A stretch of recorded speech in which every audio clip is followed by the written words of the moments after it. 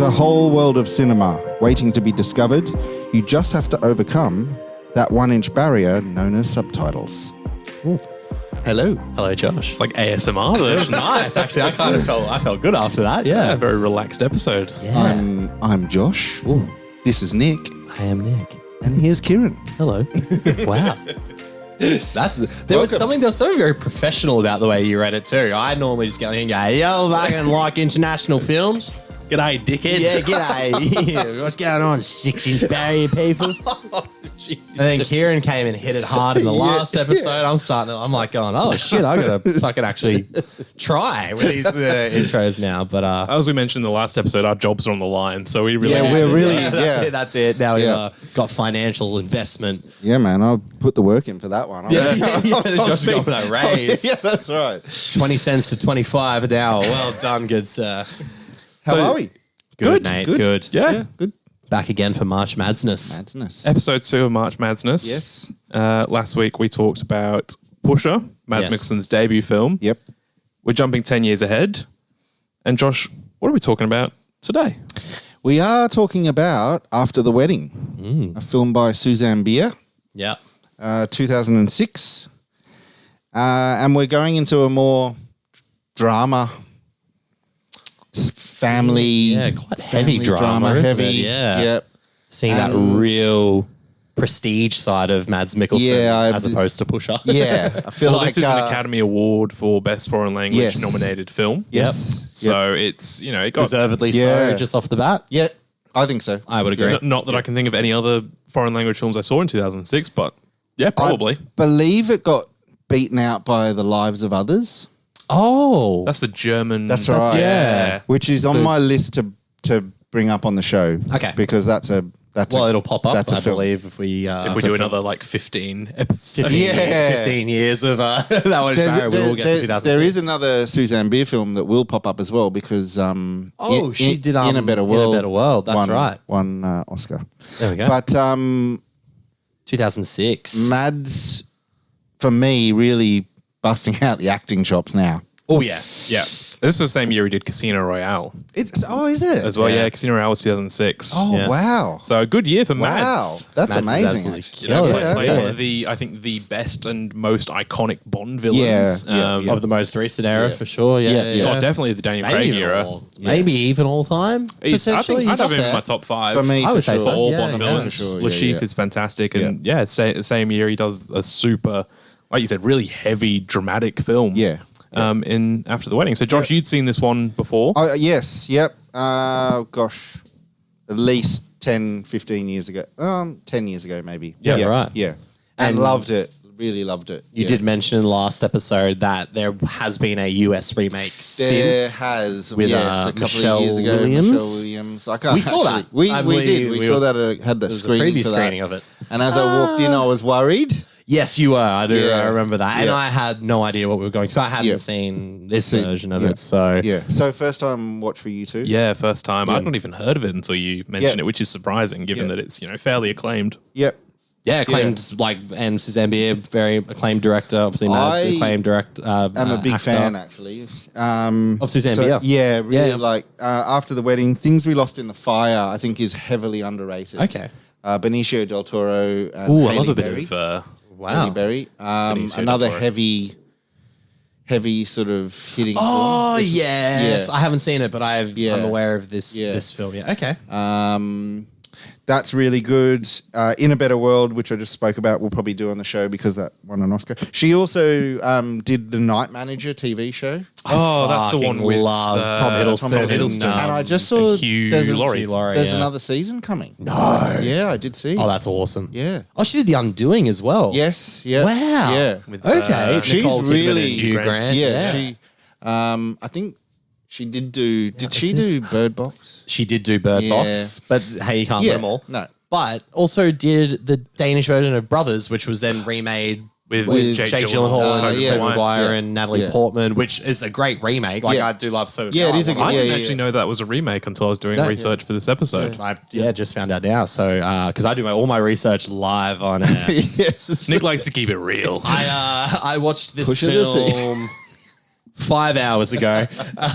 So it should be nice and fresh. It's in very memory. fresh in my mind. But I'm a big fan. I think she's I an can amazing see director. why. Yeah. It's a very It's a pretty acclaimed impressive filmography. resume Yeah. across film and television. Yes. Can we quickly, just like for 30 seconds, just talk about how good The Night Manager is? Yeah, it's God, I really love good. that And show. I am super excited that Have you seen it? No. Oh, it's Oh, you'll love fantastic, it. dude. You It's will been on laugh. my list for ages. It's Yeah. so good. Oh, I love that. Anyway, Susanne Bier, fantastic. But it's not March Susanne Bierness.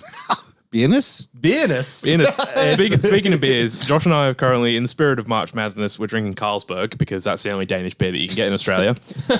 We're drinking. We have such an eclectic range of.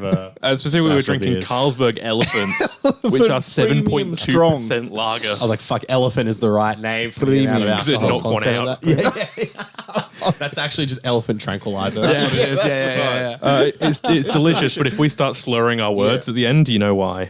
And I don't have an excuse. I will just start slurring my words because I am me.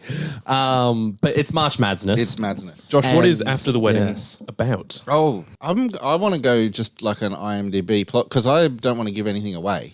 well, I guess, or like not right now anyway. yeah, no, fair. Mads plays Jacob. Mads is. It opens up in India.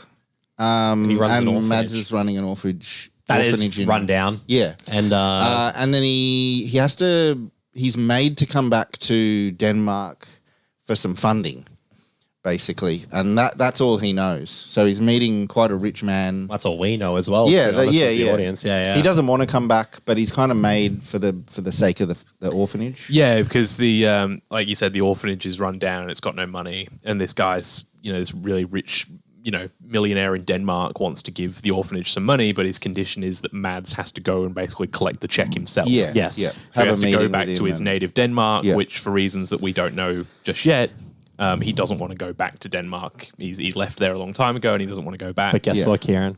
We find out. we Oh, find out. we find Boy, out. do we find out. And I think that's a good place to leave it because the less you know Yes. going into the drama of this film, I think the more, not necessarily shocks, because there's definitely some shocks in the story, but I think it kind of aids Mads' performance knowing as much as he knows throughout the film. Yep. When you are discovering what he discovers along the way and seeing how Mads' performance evolves with the news that he gets and things like that, just shows what a master stroke performance this is. Because Yeah.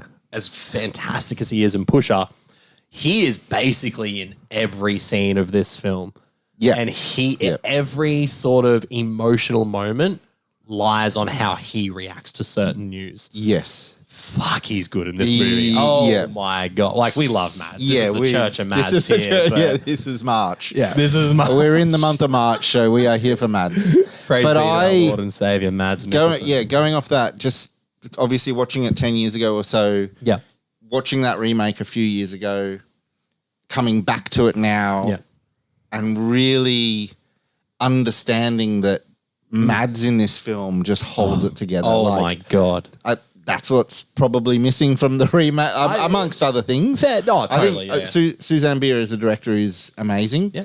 But Mads, just the depth from his eyes. Nuance. Yeah. Like, yeah. it's not a showy dramatic performance. It's not him. He doesn't get the scene where he yells and screams at people and he's like, I've been betrayed and you've screwed me and like you brought me.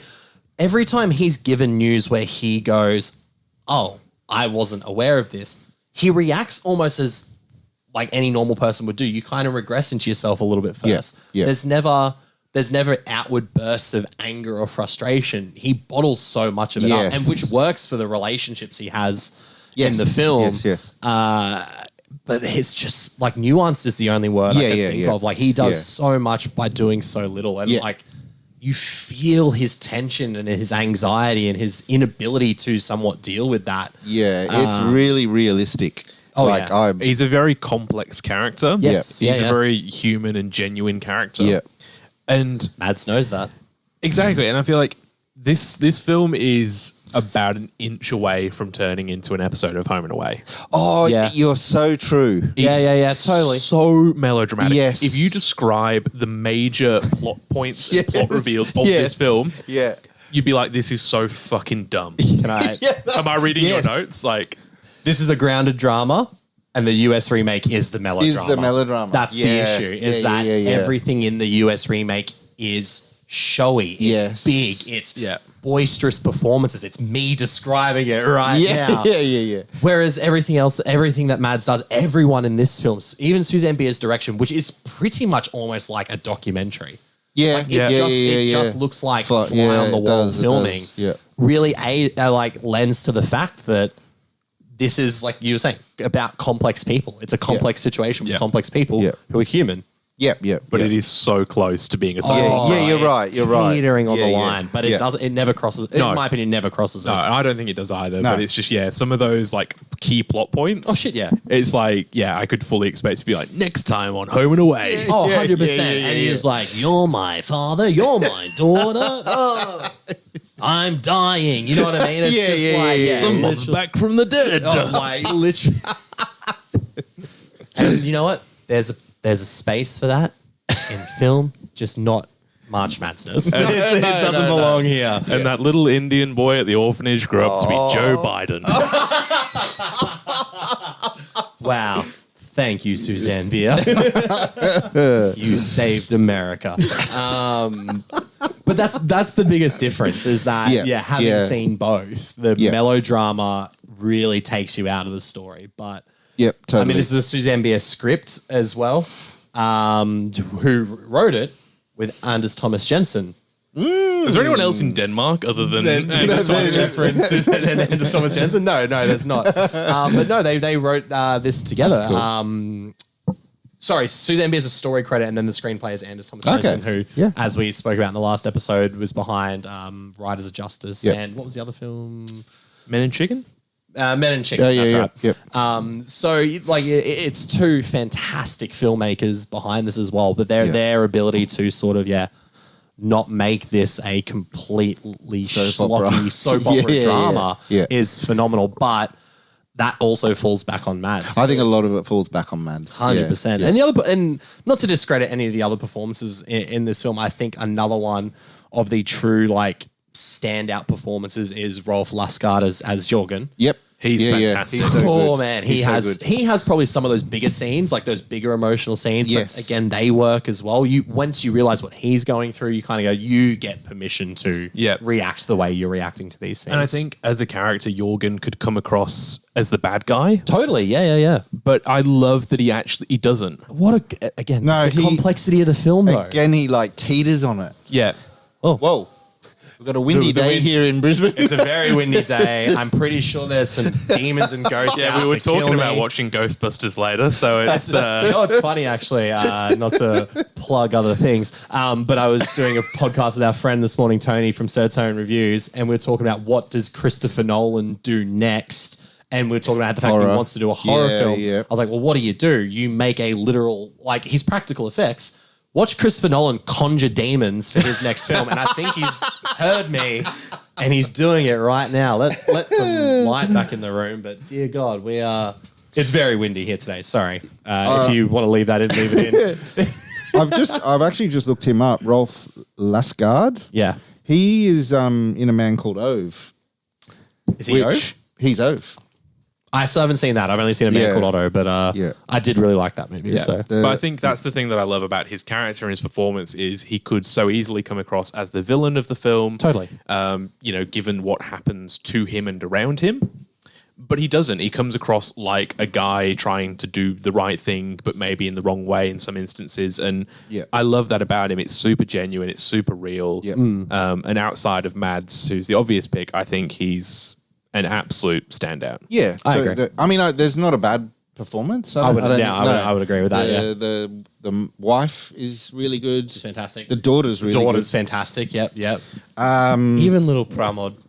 Oh man, God, he breaks my heart doesn't at the he? beginning of the film. Oh, and I mean at the end. End of the end too, but let's just when he's wrapped up in the blanket at the beginning and he's like, I don't want you to go. And I'm like, he's like, I'll be back for your birthday. He's like, you're not coming back. And I'm like, oh, the kid's he's all over it. But even Mads' heartbreak in that scene is just the beginning of like the spectrum of emotion we see from him without ever, like we said, ever having to like outburst and yell and scream at people. Like, Mads does a lot in this film with just nervous movements and agitation and frustration. But I definitely felt like his reactions to whatever happens is just so realistic. Like as it was happening, I'm like, wow, he's amazing. But also, I'm pretty sure that's how you would react. Like, not over the top. Not American. Just almost dumbfounded. Shout out to our American viewers. Yeah. Fucking seppos. You overreactors. Go on, get angry at this. I without spoiling anything with the film, because like we said, the less you know, the better. It is hard to talk about what we haven't already sort of said. Like it's a fantastic screenplay.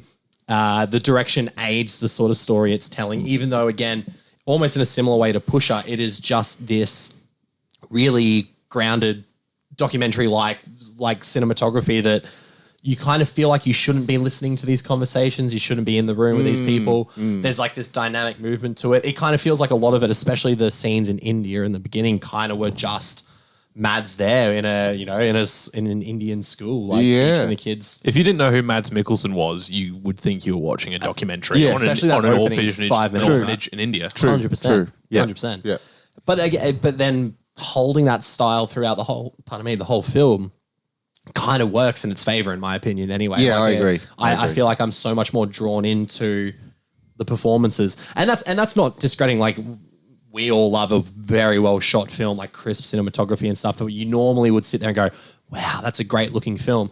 I think this lends to the fact that we've all gone, holy shit, look at Mads' performance in this. Yeah. And look at every little nuanced detail he's put in that. Like, you know. I possibly think with that more polished cinematic, it would have again felt more like the remake, melodramatic. Yeah, exactly. Like exactly. It's a Like Oscar bait. a reasonably well shot. Yeah. It's probably another great way to describe the remake as well. And they really thought they had. Speaking of Oscars, I had a look to see who was nominated for Best Actor that year. Oh yeah. Just to see like who Mads could have potentially been up against. Forrest Whitaker won for The Last King of Scotland, which is a very good performance. Yep. Okay. But also nominated was Leo for Blood Diamond. Yep. Altia is not bling bing, it's bling bang. Show me the Oscar-worthy dialogue. Show me the diamond. Show me the diamond. Sorry for offending the entire country of South Africa. Well, didn't Leo do that? Or? Yeah, he did. He did that in 2006. He did. Yeah. Ryan Gosling for Half Nelson. Oh, you know what? I love that film. I don't hate that. That's Yeah, I all right. like that. Peter O'Toole for Venus. Oh, I don't. can't say. I know who Peter O'Toole is. I know but who I don't he know is, but what's what Venus? is. Wow. And Will Smith for The Pursuit of Happiness. I get it.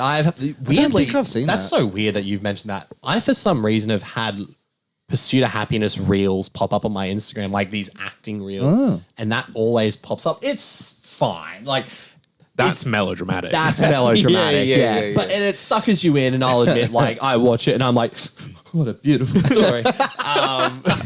But comparatively to this film, I'm like, Mads, I would say, gave the better performance. It's Will Smith. You know what emotional Will Smith is like, when he's not slapping people. It's no, that's not emotional Will Smith. That's cuck Will Smith. Oh, sorry. Emotional easy to Jada get too Pinkett confused. Smith. Sorry. Apologies. Don't hit me. Did Mads win any Best Actors for that? So I've been looking that up. Actually, funny you say that. I'm looking at all these accolades here. Not a single win for any nominations. He was nominated for the European Film Awards. He was nominated for the Robert Awards, which I don't know what that is.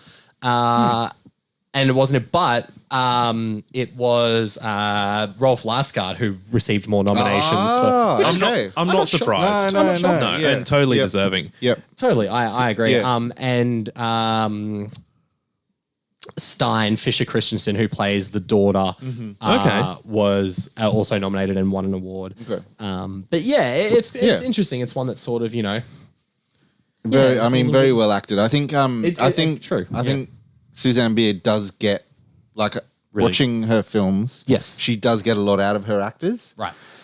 That Benicio del Toro, Halle Berry one, like they are.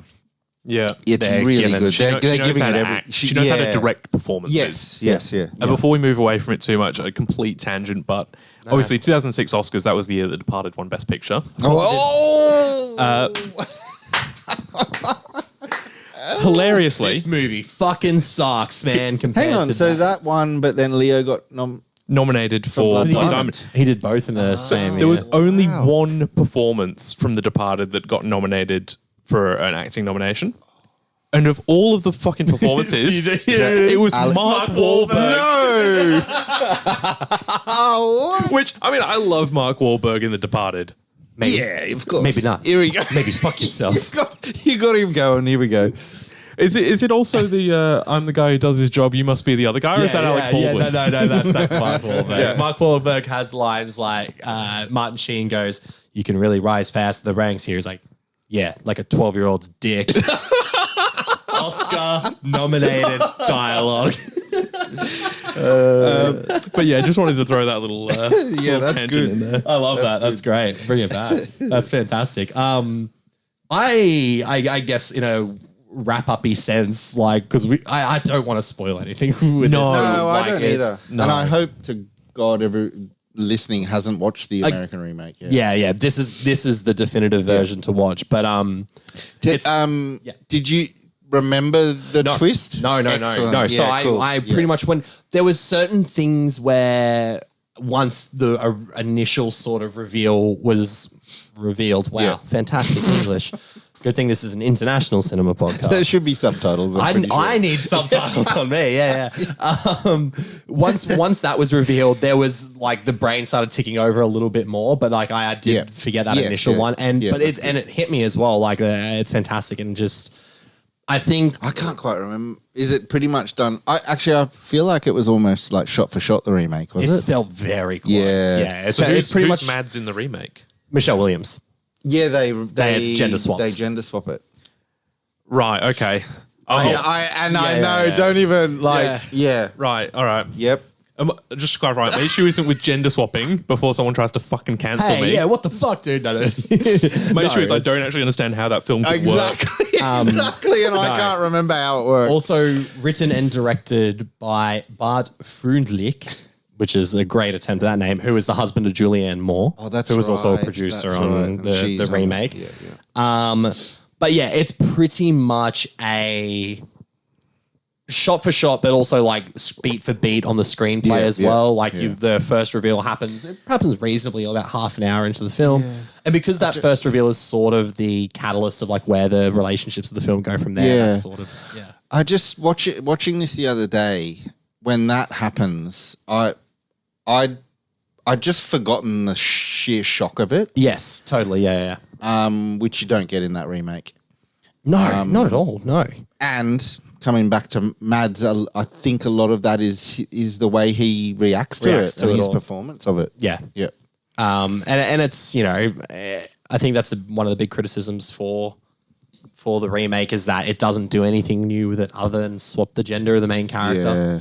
Well, that's a good opportunity to talk about how we feel about foreign language remakes in general, right? Yeah, sure. Awesome. Because I think that is the wrong way to do it. I don't have a problem with them as a whole. No. I think if they're good, they're great. Yeah, Like, that's fine. Yeah. But I think if all you're going to do is just make the film set in America with American actors in English, Yeah. then what's the fucking point? Learn to read subtitles. Yeah. Get over that 1-inch barrier. Get over Blah, blah, that blah, blah, 1 blah. inch barrier. Hey, we should make a show about that. Maybe a podcast. Maybe a podcast. Monthly episodes. Yeah, that's what. And you know what? We should do one centered around Mads. What's his name? What's that guy we love? No, say Mikkelsen. Mikkelsen. That's offended everyone in fucking Denmark, hasn't it? I've offended the Yanks and the South Danks. Africans. The South Africans. Oh, they were upset ages ago. I'm When pretty are sure they I offended. upset? I mean, no, that's just the way they talk, eh? They're actually really nice people. They're very nice people. They're just very aggressive in the way they talk. Arnold Schwarzenegger. from South Africa. Anyway, sorry. I've derailed it again. What do you think is a good example of a foreign remake? I'm being 100% sincere with this, and because I haven't seen the original, I really liked A Man Called Otto, but I haven't seen A Man Called Ove. And I know you've seen both, and you were like, Ove is better. I was really when I saw the trailer and even that they were doing that remake. Yeah, you were because I Burn cinemas definitely down, gave that. That's what I heard. Just America down. Mate, don't worry, they're doing that They're themselves. doing it themselves right now. Make sure Tom Hanks is there. No, I gave A Man Called Ove 9 out of 10. Wow. Like okay. it was almost one of those when the credits rolled. I was just sat there in silence for a while. It was really amazing. I'm going to say the remake actually once I watched it. Yeah, it's fine. It's fine. It's exactly what you would expect from a melodramatic version. And actually, Tom Hanks does quite a good job at that. I like Tom Hanks. I liked him in that. And my obvious pick is obviously The Departed. Yeah. But that's just pure bias. So I'm trying to think what else. Yeah. So, what else is there? I'm gonna have to search. Can we? I'm weirdly just looking at my movie collection over there right now, which that's is a good idea. fantastic content.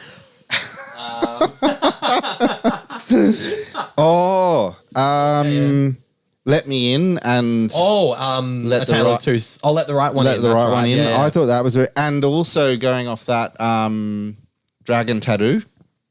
Finch's Dragon That's a Tattoos. good I think Finch's is better. I would agree, to be okay. honest. Yeah, but I do love that original trilogy, though. That is a brilliant original trilogy. Brothers, the same as Kieran, didn't know that was a remake. No, that's a good film. I think Brothers is a brilliant movie. Yeah. I mean, there's some good picks there, but again, there's also probably an equal amount of After the Weddings. You know what I mean? I feel like there's more bad ones. There's than definitely good ones. more bad ones. Probably, yeah. It's like Jake Gyllenhaal's The Guilty, which I think we've talked about previously. Oh, great. That's a big one for Yeah, me. that was not good. The original's amazing. That's another just shot for shot, beat for beat. And then, but again, you know what it is? The exact same thing we were talking about with this film is that the original, The Guilty, there's nuance to the character. Jake Gyllenhaal's The Guilty. It's just intense Jake Gyllenhaal screaming down a phone at a kidnapped woman like, we're gonna help you. And it's like, It's chill too out. much, yeah. Chill the fuck out. too much. It's that mistake of loud acting equals good acting. Yeah. The Ring. Yeah, The Ring. Ringu? Yeah. I think Ringu's fucking creepy and I like The Ring. I did not know Insomnia was a remake I did know of a that. Yep. Norwegian thriller, I but feel like Stellan that's... Skarsgård's in the original. Score. Okay. Scored. Yep. Still in scored. Also South African. Yeah, Lies that's is a all remake, it's all what? my. I did know that. Oh, do you know what else is a remake? Ambulance. Oh, I know. While we're on the Jake Gyllenhaal train. I don't like that movie. But What's the original? it's called Ambulance, but it's more of an action comedy that's Okay. 90 minutes long. Right. And Michael Bay turned it into an action thriller that's 2 hours and 20 minutes. So he turned it into a Michael Bay film. It's a Michael Bay film, but I will have no slander on this podcast about my patron saint. This is the of Michael life. Bay safe space. He's we're best friends. I don't know. Go to novastream.com to see me interview them. There's a few here and there that managed to get it Totally, right, But and I there's- guess like Get you know it we right and over like superseding it are two different things as well. Yeah. and I think we did Infernal Affairs Yep. a few months ago, and I think you said it brilliantly that they're totally different films. movies. Yeah. They're almost different genres. Like Yeah. they've really changed it up. I think that's the difference between, The Departed was inspired by Infernal Yes, Affairs yeah. versus After the Wedding is a remake Is a of full remake. After the Wedding. Yeah. 100%. And that's the conversation I think a lot of people have around this and what audiences sort of want is a different take on something. Because I think you were going to appreciate a different take failing as opposed to a shot-for-shot remake being completely underwhelming. Yeah. I think the boldness is something you can appreciate more than, Yeah. And I'm all The for copying. heavy inspiration. It's the same reason I don't have a problem with Todd Phillips using The King of Comedy and Taxi Driver Totally. as inspiration for Joker. No, Everyone's like, oh, it's just a remake of King of Comedy. It's like, yeah, and? So? Yeah. Cool. I love that a director has masqueraded an art film as a superhero film. Yeah, Yeah. That's fucking awesome. It's amazing. Yeah. Yeah, I love that. Yeah. Yeah. Why are we getting up in arms about that? Well, there's a billion reasons why people shouldn't get up in arms about it. So, highest grossing R-rated film of all time. I'm going to swing this right back round to Mads. Yes. Great call. March Madness. Because they're talking about making another round. They are. They are, and I really don't want them to. Well, You and see who they- they've announced as the director? No. Michael Bay. Oh my God, I'll yeah, watch dude. that. And it's I'll a watch that. 6-hour-long action thriller with the most recorded deaths in a film. Chris Rock. As the... I don't okay. hate it. Yeah. Who is it? Is it?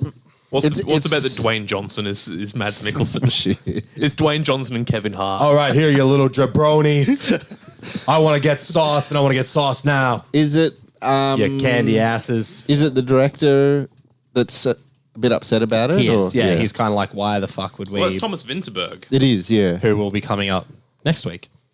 Okay, I can't see too much here on IMDb. Yeah, I just can't see that being a necessary remake. No. Much like The Upside, which is another one we've talked about. Leonardo DiCaprio rumored to star. DiCaprio. Wow. Okay. Okay. That's. Chris Rock I'm has made annoyed it- that I'm actually a little bit excited. I just fully changed my tune. Yeah, then. yeah. I'm like, Well, okay, yes, involved, I can alright. see that. Remaking foreign films, I'm all for it. Wolf of Wall Street sort of kind of. Chris Rock has made a deal Drunk. to direct another round based on Thomas Vinterberg's black comedy that won the Oscar for Best International Feature. The film has Jennifer Davidson and Leonardo DiCaprio producing. But there was a point where Leo was attached to potentially star as well. This demon window is pissing me off. But The video viewers are getting the full experience. That's right. There's no winning there. The listeners have no idea what's going the on. listeners probably go, what the fuck is that cyclone outside? And the video listeners are like, I hope they're okay. Donate to our GoFundMe for a fucking fortified His studio. head's about to go. Yeah, I'm about to get sucked out of the window, to be honest. Yeah. Next episode coming to you live from a fallout shelter. But yeah, it's interesting, you know, Yeah. with the Mads connection, is that like, you know, the performance. Because I've got a feeling they were trying to get Mads back for it. Yeah. Would he Just do it? watch Yeah, another no, round. That's No, I'm pretty sure he has What are said we talking no. about? I hope so. Yeah, Like, no, I'm pretty sure yeah. he has.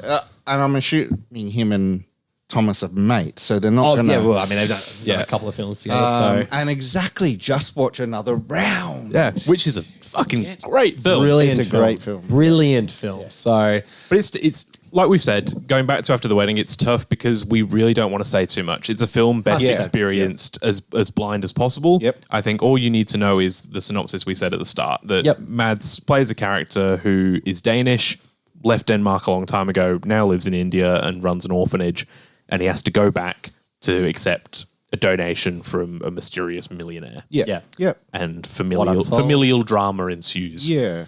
I think having watched a few of her films, she's really good at themes of family. Family always comes up in Yeah, her. well, it makes and- sense and with Brothers being a film Yeah, of yeah, hers. totally, yeah. And relationships. It's always strong about relationships. And Totally. she's just, as I've said, she's just really good at directing that. Yeah. Yeah. she's fantastic. She's really good. Minor gripe. Minor gripe. Yep. It's slow. It's long. It's slow. How long is it? 2 hours, 4 minutes. Yeah, okay. And it's a dialogue heavy. It is dialogue, very yeah. emotionally draining Yeah. film. So I think I was feeling it towards the end. Yeah, it's a slow burn. I don't hate it for that, Yeah. but- No, I actually quite like it for that. Yeah. this- I think yeah. as well, just I may be putting it out there for the audiences who Yeah, like for me, sure. only like films that are 74 minutes long. Nick likes commercials there. Yeah. I'm like, when are they going to start putting movies on TikTok? That's what I'm Don't waiting they play for. movies at the Super Bowl halftime? That's what. Yeah, I mean, I've seen Deadpool and Wolverine, guys. I don't know what you're talking about. I actually went to the cinema with Nick and he left at the end of the trailers. Yeah. I was like, I just watched 7 movies in a row. One of them was advertising shapes, and that was Great value for money. Yeah, it was This really good film out. It's called Telstra. Yeah. I couldn't believe. I was absolutely emotionally floored by that. But that's just my only gripe. Is that Yeah, like yeah, it was just long, but I guess I guess in the nature of what we do, we watch a shitload of movies. So like, Yeah. I had to From my calm point of out at the view, time. I think that It works in favour for the story, I though. think it does. Yeah, yeah. Any other gripes? So no gripes from you. 7-star Look, film. not really. Yeah, classic Josh. Yeah, 7 stars. No, I don't think so. No, Yeah. not really. Yeah. Yeah, I mean, Yeah. it's not perfect, but No, oh god, no, but no, it's Um, pretty damn good. it's pretty damn good. Yeah. good. I think for me, as I was saying earlier, my only issue is that it is so close to soap opera territory. Right. Like dangerously close. You were worried it was going to teeter over. Yeah, and I think I could see some viewers watching it and thinking it's corny as all shit. Yeah, sure. Yeah, of course, yeah. Being like, oh, this all of these things can't happen to one person and one family. Like that's ridiculous. Yeah.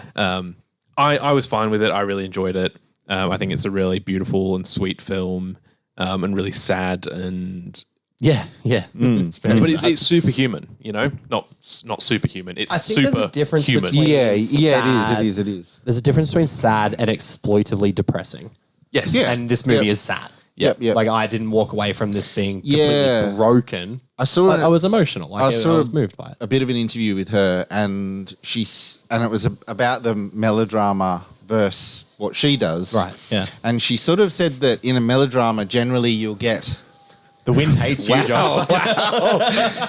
you'll generally get the tears, but you kind of won't know why the tears are there. Oh, that's interesting. Yeah. So someone will be, and I you're like like, that. oh, I don't really understand why they're crying. Right. But she brings it right back to, hang on, I want you to understand why this character is That's feeling cool. the way. Yeah. I mean, you can see that sort of care in the screenplay Yeah. as well, in the story as well. So yeah. I'm excited, definitely excited for you to see, both of you to see In a Better World. When Yes. we get to the Oscar part of that. Yeah, we'll have 'cause- to, yeah. put that on the list. It's a beautiful film. Oh, yeah. I went with a 4. Yep. I think it's That's good for you. that's good for me. Yeah. That's a Josh 5, I'm guessing that. That's a Kieran 4 is a Josh 5. Yeah. Yeah. No, No, not Nick quite. Nick 5's a Josh 2. So. Yeah. Pretty much. It absolutely is. Yeah. Oh my god. Did you give Ambulance 5 stars? I would have given it more if I could. Godzilla vs Kong is getting Nick's first 6-star. Oh my god. Have you? I'll show you something later with that. Okay. I'm so excited for that movie. It looks fucking terrible. Anyway, It really this is does. not the podcast for that. I went 4 as well. Yeah. I'm Yeah. teetering on a Yeah. 4.5, Yeah, absolutely, yeah. but Yeah. it's a 4 for me for now. Yeah. But I have a funny feeling, like most times on the show, if I watch it again, it probably would go up. Yeah, I'm 4.5. I think, yeah. Yeah, this is 4.5 for me. Very, very good. And a lot of that that's Mads. is Mads. Yeah. Yeah. We haven't talked as much about his performance, but it is a really human, intimate, complex, flawed. He's not a perfect person. We find out more about him and realize that okay, maybe he's not the good guy of I the like film. the dynamic of that. Yeah. It's the complexity, though. Like, that's like none of us are inherently good people, you know, what I Or mean? inherently Like, bad people. Or inherently bad. Yeah, exactly. It's like people are flawed and complex, and we have good things I about love us and it. bad things about us, and that really comes across in every character. Yeah. Especially in Jacob and Jorgen. Yep. Yeah. fantastic. Excellent. Are there any films not that are similar to this in terms of its plot and things like that, but Yes, a 2019 film called After the Wedding. but anything that you're like, if you like this, you should watch After the Wedding. Oh, God. That's good. That's I mean, I would just say more of her films, to be honest. Yep. I don't think I could pick a film because, like you say, it is so melodramatic, but it doesn't. I don't see this film really getting made in the US, like not even in the UK, to be totally honest. Like there's a different sort of human sentimentality to this film. Yep. That I think I having not seen all of her films, but I think you're right. I think it's more of a Susanne Bier thing than it is necessarily a Danish thing. But I honestly would just be like, just watch this for what it is. Like it's very much its own. It's its own beast, to be honest. Yep. Yeah. I think if you like those kind of really family-heavy Family, dramas, so yeah. I'm thinking things like, off the top of my head, Belfast, Oh, yeah. I would Manchester even by say the Sea. Manchester by the Sea would be So it's so funny you say that. I would say Belfast is the melodrama, which I loved Belfast, don't get me wrong. But again, that was very intentionally emotionally manipulative. Whereas Manchester by the Sea to me is that very intentionally depressing. Yeah. Like I wouldn't call Manchester by the Sea sad. I would call it depressing. Funnily enough, stars Michelle Williams as well. True. But you're right in the tone and the vibe of the film. Minari was probably probably a bit more uplifting in moments. And this After the Wedding like has some twists and turns that really quite kind thrilling. of knock you. Yeah, it definitely feels like it makes you want to keep watching. Yeah, totally. Yeah. You know, it is that kind of like a. Because there's almost like a bombshell dropped every half an hour. Yeah. So it feels like you're watching like this 4-episode thing of like, you know, it's like bombshell and then you can just hear like the outro music. Literally, it's the end of an episode of a soap opera. Home and Away. So if you like Home and Away, I think give After a Wedding a go. It's the good Home and Away. But But not Neighbours. If you like Neighbours, you won't like this. No. We only like Neighbours when Margot Robbie was on there. And, you know, Coronation Street or something for the... for the Brits out there. EastEnders. But definitely a worthy addition to March Madness. Cool, I'm glad you guys enjoyed that. Really liked it. Yeah. But we're 2 for 2. Like, they've been 2 very good movies. Yes. 2 very different movies. Yeah. And this one was sad. Yeah. We're about to get rightly fucked up on the next episode of the if you thought Madness. After the Wedding was depressing, oh boy. Nicky boy has brought the fucking punches. We are talking about, on the next episode of March Madness, another film that heavily relies on his performance to keep the film together, but it is also a film that will challenge the fuck out of you and make you the most uncomfortable you've ever been watching a film that does not have too many like shocking moments. It has a couple, but for another very heavy character drama, The Hunt. Casino Royale.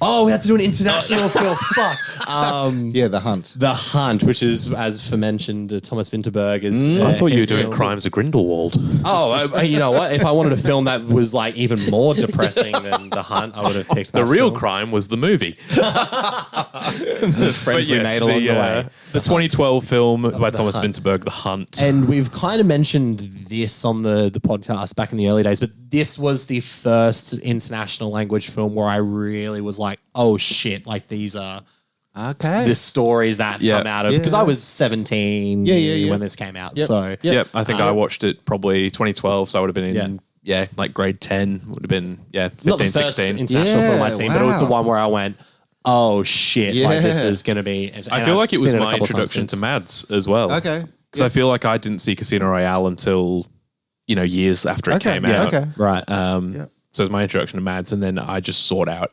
everything I could with him in it. I went and watched Hannibal, which was still airing. at the time. So good. Bring that great. back. But get a fucking bottle of hard liquor for next week's episode, because we're going to be talking about some heavy shit. Yep. But what a way to round out March Madness. We're not rounding it out yet. Oh, What did we rounding it out say? with the Hunt next week. Yeah, What did we say about slurring words and Nick being the one? It's full of vodka. It's full of it. But until next week, obviously, make sure you follow That 1 Inch Barrier on Instagram, subscribe to our YouTube, subscribe to wherever you listen to podcasts. All of our personal or film social medias are in the description below. Yep. And thank you for watching another episode of March Madness. Do I send this out like we started and Yes, get please. some AMSR? After the wedding. After the Wedding, brought to you by 1 Inch. Please don't make those sounds on next week's episode. Okay, we're out. See ya.